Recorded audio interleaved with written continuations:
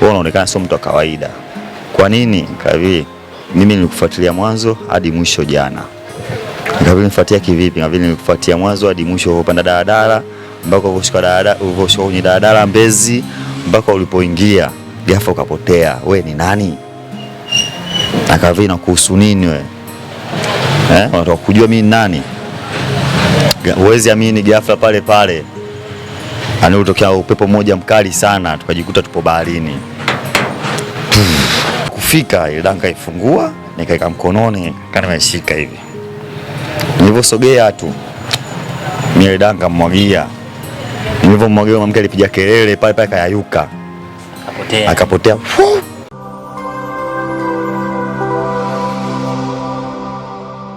Yes, mfuatiliaji na mtazamaji wa Rich Media pamoja na Bongo 9. Ni wakati mwingine mzuri kabisa. Siku ya leo tumeweza kuonana na bwana ambaye anajiita kwa jina la Ukimwi. Mtu ambaye aliweza kupitia mazonge mengi kwenye maisha yake, shida nyingi kweli kweli, mara baada ya kuweza kukutana na mwanamke ambaye alikuwa ni jini kwenye daladala, na mwisho wa siku mwanamke yule aliweza kumpatia utajiri mkubwa, lakini baada ya hapo basi mambo yalizidi kuwa mabaya. Kijana Ukimwi alishindwa kuendelea kuishi na yule mwanamke, na mwisho wa siku akarudi kwenye maisha yake ya umaskini, na kwa sasa anafanya kazi ya kuuza siso, anasema kazi ya kuuza vyuma. Leo tumeweza kumtembelea kijana Ukimwi aweze kutupa story nzima, aweze kutupatia ni nini kiliweza kutokea, jini alimfanya nini na ilikuwaje kuwaje. Bwana Ukimwi, kijana Ukimwi, wakati ni wako, waambie watazamaji wa Bongo 9 pamoja na wafuatiliaji wa Rich Media nini kiliweza kutokea kwenye story nzito ya maisha yako.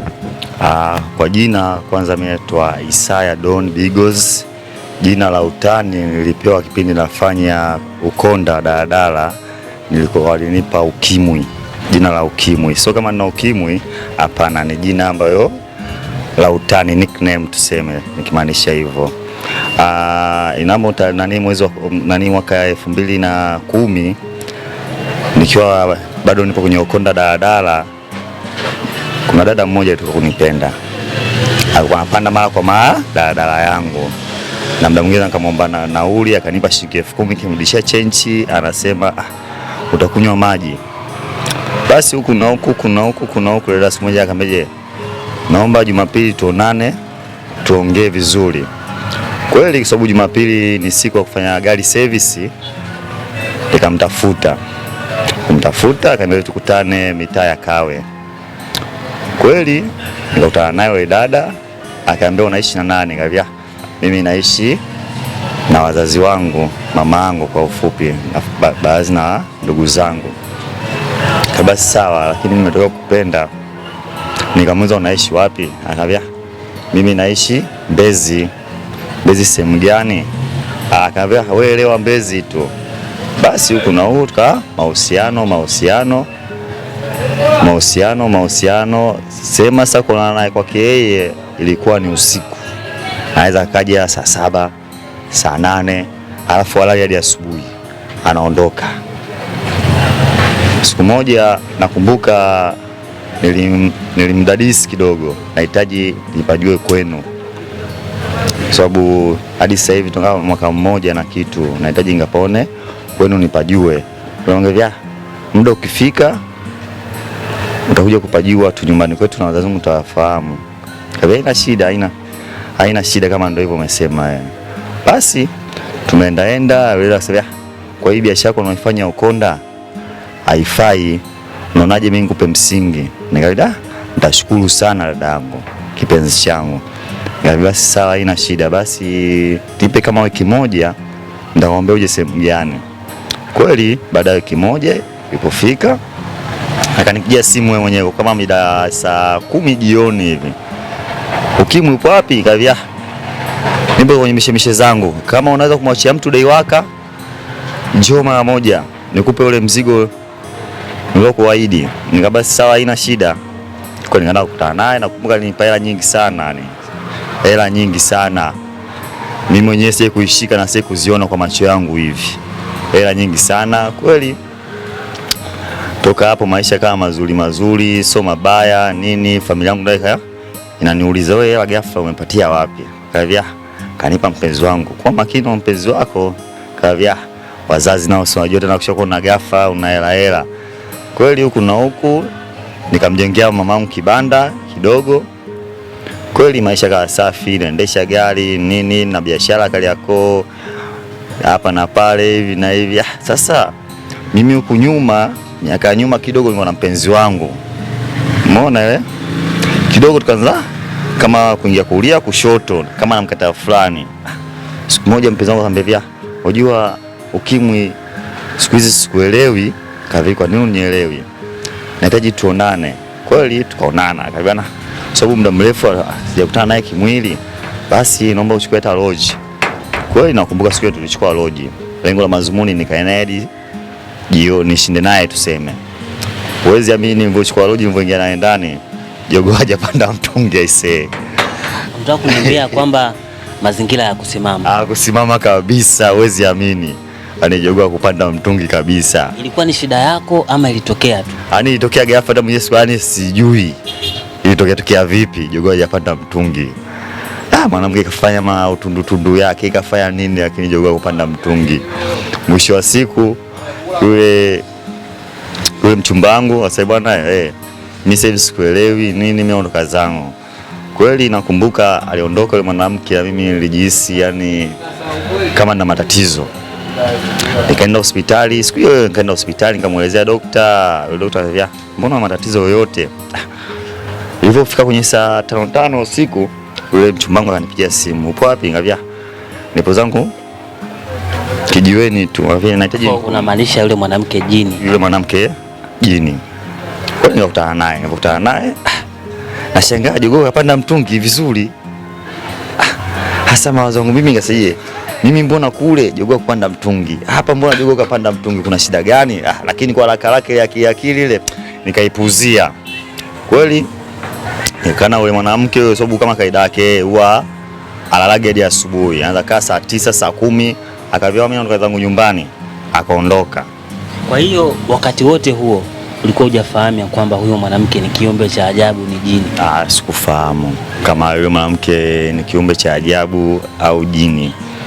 Basi asubuhi palipokucha kwenye biashara zangu, mihangaiko yangu, sasa yule mwanamke, kuna kipindi ambayo ndo vurugu mechi zilivyokuja kwanza, nilikuwa natamani kila mwanamke. Sasa unajua siku zote mabevi maskini akipata matako uliambwata.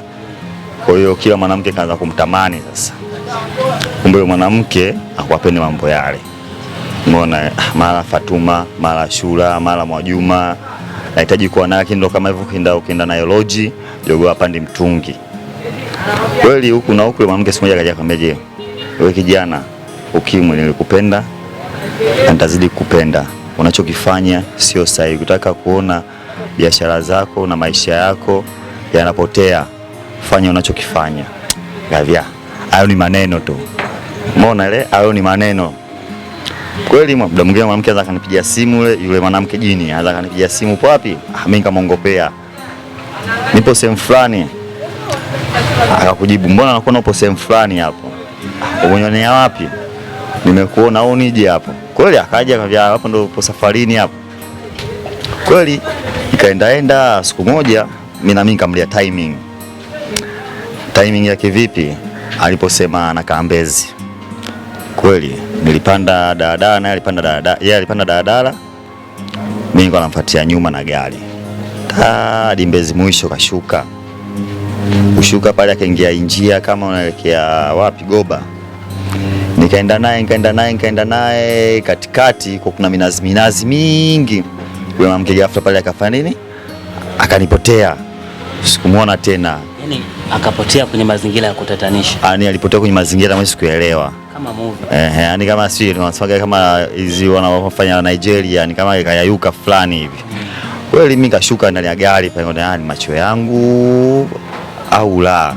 Kweli angalia hakuna kitu. Nikachukua simu yangu nikapiga, "Halo, upo wapi?" Akavia, "Mimi nipo nyumbani nishafika." Ngavi, "Kweli?" "Kweli." Akavia, "Poa, usiku mwema." Kweli mimi nikarudi zangu nyumbani. Mawazo sasa yakawa mengi. Asubuhi ngona kweli nikabidi nimpigie simu, nikaviwa na shida naye kuonana na wewe. shida gani? Kavi na shida kubwa sana kuonana na wewe. Akabasi sawa, tutaonana. Kweli ilipofika kwenye saa 7 mchana akanipigia simu, bwana tuonane sehemu fulani. Nikabasi haina shida. Kweli nikaenda kaonana naye. Nilipoona naye yule binti nikamweleza, wewe unaonekana sio mtu wa kawaida. Kwa nini? Kavi mimi nilikufuatilia mwanzo hadi mwisho jana. Kavi nifuatia kivipi? Kavi nilikufuatia mwanzo hadi mwisho, upanda daladala mpaka ukashuka kwenye daladala Mbezi mpaka ulipoingia ghafla ukapotea. We ni nani? Akavi na kuhusu nini wewe? Unataka kujua mimi ni nani? Huwezi amini, ghafla pale pale anatokea upepo mmoja mkali sana, tukajikuta tupo baharini. Baharini ukimaanisha pembezoni mwa bahari ama ndani ya bahari ama juu? Pembezoni mwa bahari. Usiku wa manane tu. Akavi sasa hapa ndipo makazi ya kwetu. Wezi amini, nilipiga kelele ghafla kadondoka chini, na kujikuta asubuhi nipo zangu nyumbani. Nyumbani kwako? Najikuta nipo nyumbani. Nikauliza, nikafikiria, nikaona bora niende kwa mama yangu. Nikaenda kwa bibi mkubwa, nikamwambia mama, bwana kuna kitu kimenitokea kinyi sikielewi, ni hivi. Mama akaniambia, bwana twende kwa mtaalamu. Maanisha mganga. Tukaenda kwa mtaalamu. Nakumbuka tulienda sehemu moja panaitwa Mazingala, Tanga huko. Tanga. Sehemu moja panaitwa Mazingala, milimani huko. Kwa hiyo tukafika kule Mazingala, tulifika mida jioni. Yule mganga sasa, kwa sasa hivi siwezi kufanya nini, kuangalia chochote. Inabidi mlale, asubuhi tuangalie. Kweli asubuhi ilipofika tukaamka pale, mganga akatuita kwenye kilinge chake kile, akapiga malamli zake za vikombe vile na kitabu. Alipopiga vile akasema hivi, kijana wewe kwanza umepata utajiri ngapi? Ndio. Na uko vizuri? Ndio. Je, umeona ile? Je, wewe huyo binti uko nayo unamjua vizuri? Nikamwambia simjui vizuri. Nikamwambia mwanamke ni jini, na hapo wenyewe kishagundua, kwa hiyo kuwa makini naye. Nikamwambia kwa nini? Nikamwambia kuwa makini naye, atachukua kila kitu alichokupa wewe, sababu ushamgundua na kutaka wewe fanya nini, ugundue chochote. Umemchunguza na ukamjua kiundani mwake. Kweli ule mganga akatupa dawa, akisema utapokutana naye jaribu kummwagia. Kweli sisi tukarudi Dar es Salaam. Tulivyorudi Dar es Salaam, yule mwanamke siku ya kwanza, siku ya pili kupokea simu, kama siku mbili kupokea simu. Wapi? Ngavya nipo mazingira nyumbani hapa, sienda kwenye biashara. Basi sawa, naomba tuonane, kuna kitu nakueleza. Nikabasi haina shida. Kwa hiyo tukaonana. Sasa kuonana, ile dawa niko nimefunga hivi, nishatoka nao nyumbani. Nilipokaribia kufika, ile dawa nikaifungua, nikaika mkononi, kana nimeshika hivi. Niliposogea tu, ile dawa nikamwagia. Nilipomwagia, mwanamke alipiga kelele pale akayayuka. Akapotea. Nikabaki kuangalia kulia kushoto, wapi na wapi, hamna mtu. Nikarudi zangu kwa mama, nikamueleza, bwana yule mchumba wangu nimemwagia dawa kayayuka. Kaambia mimi simuona tu kwenda kule nani Mazingala, na yule mganga alivyosema, kwa yule sio binadamu, kiumbe cha ajabu. Kweli huwezi amini. Nilikuwa na gari 3. Ya kwanza ilipata ajali ya lori, ikanyanga na dereva kwa kaendesha, umauti ulimfikia pale. Ya pili nakumbuka iliungua mataa. Ya tatu ilikufa yenyewe tu, kabidi tuuze tu kwa hawa watu wa Temeke hao, tukauzia pale. Huwezi amini, nyumba 2 zile nilizozijenga zile, moja iliungua. Ya pili ilipiga makreki, mwisho siku kama Magufuli kaja kadondoka. Huwezi amini, hela ilianza kupotea pale pale, yani hata shilingi 100 sikuwa sishiki. Kwa maana hiyo mali zako zote ziliputika bila mwenyewe, yani ndo kutofahamu. Ilipotea mdogo kweli. Huku na huku kuna tuseme nilifilisika ghafla. Unaona? Yaani nilifilisika aswa. Hata shilingi 1000 sina, naenda kuomba hela za chai kwa washikaji tu wadau. Umeona? Kweli msongo wa mawazo kama mwingi nini na nini. Kuna kaka mmoja ananionaona sana. Namshukuru sana huyo brother. Tena sana zaidi ya sana. Siku moja akabidi anitakawie, kijana vipi, mbona unaonekana na msongo wa mawazo afu kama nakufahamu miaka nyuma uko vizuri sana. Akabidi brother, ni story ndefu, nilifilisika tu sijajua nina nini. Akabidi basi mimi ni kwa ajili, nikaona haina shida, nitashukuru brother.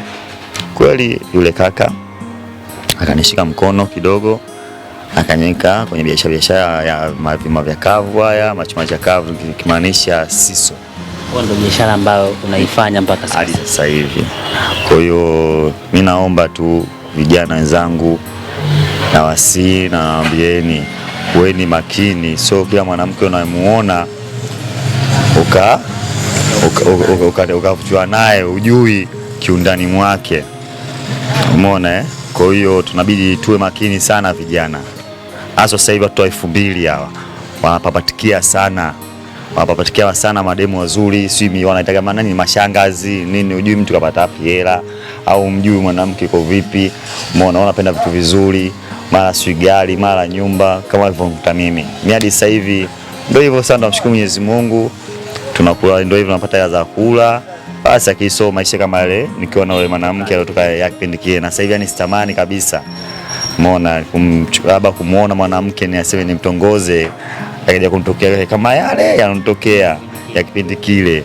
Bwana mtazamaji wa Rich Media pamoja na Bongo 9, huyo alikuwa ni Bwana Ukimwi. Ameweza kuelezea changamoto mazonge mazito ambayo aliweza kumkuta mara baada ya yeye kuweza kukutana na mwanamke ambaye alikuwa ni jini, mwanamke ambaye alitengeneza maisha yake, lakini mwisho wa siku yakaja kuharibika tena, na hivi tunavyozungumza ni mtu ambaye anajishughulisha na shughuli za kuweza kuuza vyuma chakavu. Wewe kama umeweza kuguswa na stori yake, basi usiwe na wasiwasi, tutakuwekea namba zake hapo chini, unaweza kumtumia chochote kitu. Hii ni Bongo 9 pamoja na Rich Media, mpaka wakati mwingine kwenye mambo mazuri kama haya. Angalia hapo unapofanyia kazi kidogo, biashara yangu unapoifanyia kidogo. Yes, hili ni eneo la kazi la kijana Ukimwi ambaye ameweza kutupatia stori yake. Kama ambavyo unaona, huyu ni mmoja kati ya vijana wake wanaweza kupima masuala mazima ya saiso. Unaona neno kidogo. Hii ndio biashara yangu sasa, ndo nayo, ndo namshukuru Mwenyezi Mungu anipa riziki kidogo kutoka kule kwenye utajiri mpaka sasa hivi nipo hapa kwenye kuunga mwana, kwenye kujishughulisha kidogo. Hii ndio hela ya halali natafuta. Kama ikitokea labda mwanamke jini mwingine anahitaji kuishi na wewe, unaweza kukubali kuachana na biashara yako ya kuuza siso na ukaenda kwa jini? Hapana, kwa yale matatizo niliyopata na shida nilizozipata sitamani na sihitaji. Una kipi cha kumwambia kijana ambaye anakutazama kwa sasa kuhusiana na masuala ambayo yameweza kutokea wewe? Kijana wa leo, jishughulishe, pambana, tafuta hela ya halali, usipende mseleleko. Bwana, sisi tukushukuru sana kwa kile ambacho umeweza kutuambia. Tunashukuru sana, tunashukuru kweli kweli.